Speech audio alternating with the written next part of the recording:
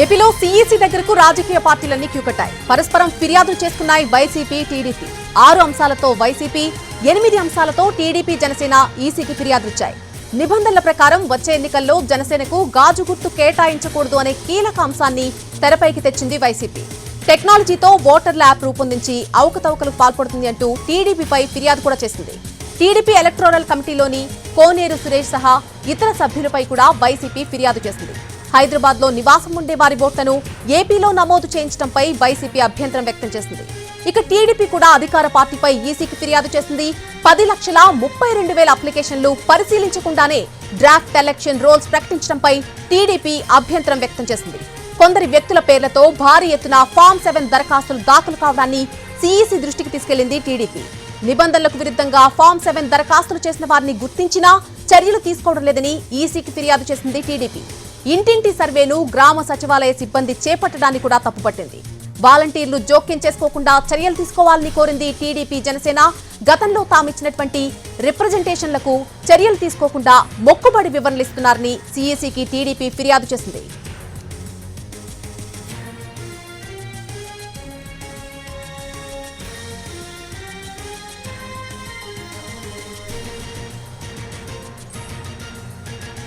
ఈ రోజు సీఈసీ దగ్గరకు రాజకీయ పార్టీలన్నీ కూడా వరుసగా క్యూ కట్టాయి. పరస్పరం ఒకరిపై ఒకరు ఫిర్యాదులు చేసుకున్నాయి వైసీపీ, టీడీపీ. 6 అంశాలతో వైసీపీ వెళ్తే 8 అంశాలతో టీడీపీ, జనసేన ఈసీకి ఫిర్యాదులిచ్చాయి. దీనికి సంబంధించి పూర్తి అప్డేట్ మా ప్రతినిధి పీఎంఆర్ లైవ్ లో అందిస్తారు. పీఎంఆర్, నల్లి వాళ్ళంతా కూడా సీఈసీ ఏదైతే 3 రోజుల పాటు పర్యటనకు ఏపీకి వచ్చిన సీఈసీ బృందం 9 సభ్యులతో కూడిన సీఈసీ బృందం వద్దకు రాజకీయ పార్టీలు, ఏపీలోని రాజకీయ పార్టీలన్నీ క్యూ కట్టిన పరిస్థితి కనిపిస్తుంది. పార్టీలకు సంబంధించిన అగ్రనేతలు ప్రధానంగా వైసీపీ వైపు నుంచి చూస్తుంటే విజయసాయిరెడ్డి నేతృత్వంలోని వైసీపీ బృందం, మరొక వైపు టీడీపీ, జనసేన పార్టీల నుంచి స్వయంగా ఆ పార్టీలకు సంబంధించిన అధినేతలే రావడం అనేది కొంత కీలకమైన అంశం. ఎందుకంటే సీఈసీ కూడా స్వయంగా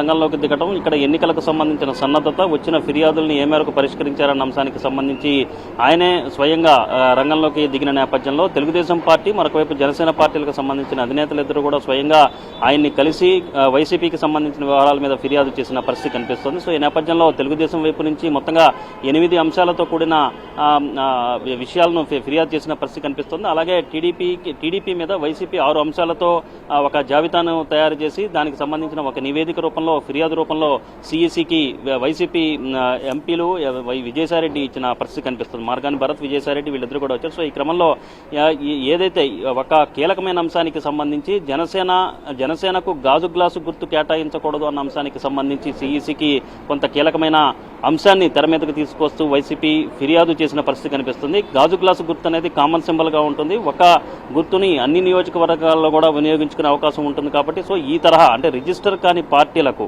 అంటే గుర్తింపు పొందని పార్టీలకు, రిజిస్టర్ కాని పార్టీలు కాదు, రికగ్నైజ్డ్ పార్టీలకు గాజు కామన్ సింబల్ అనేది వరుసగా ఒకే రకమైన కామన్ సింబల్ ని 2 ఎన్నికల్లో కేటాయించడం కుదరదు. కాబట్టి ఈసారి ఖచ్చితంగా 2019 ఎన్నికల్లో గాజు గ్లాసు గుర్తు మీద రాష్ట్ర వ్యాప్తంగా జనసేన పోటీ చేసింది. సో ఇప్పుడు కూడా కామన్ సింబల్ గానే జనసేన గాజు గ్లాసు గుర్తును ఎంచుకున్న ఈ సందర్భంలో వరుసగా గుర్తింపు పొందకుండా ఒక పార్టీ వరుసగా కామన్ సింబల్ని, ఒకే కామన్ సింబల్ మీద ఎన్నికలకు వెళ్ళటం నిబంధనలకు విరుద్ధం. కాబట్టి ఈసారి ఎన్నికల్లో గాజు గ్లాసు గుర్తు కేటాయించకూడదు జనసేనకు అనే కీలకమైన అంశాన్ని వైసీపీ వైపు నుంచి లేవనెత్తిన పరిస్థితి కనిపిస్తుంది. సో దీనికి సీఈసీ